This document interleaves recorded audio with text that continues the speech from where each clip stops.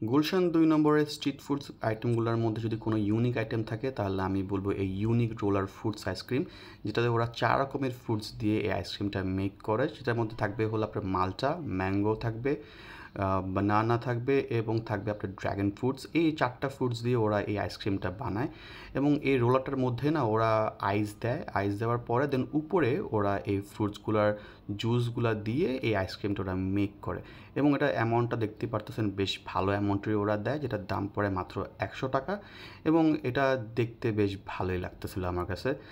দেখেন উপরে যে ওরা যে পিঙ্কিশ যে জিনিসগুলো দেখতে পারতেছেন এগুলো কিন্তু আসলে ড্র্যাগন ফ্রুটসের এবং এটার দেখলেই বেশ ভালোই লাগে। হিউজ অ্যামাউন্ট দেয়, যেটা একজনের জন্য খাওয়া অনেক টাফ হয়ে যায়।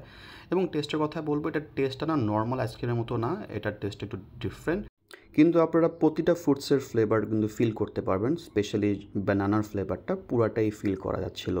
সো ওভারঅল যদি ভালো লাগে ট্রাই করতে পারেন।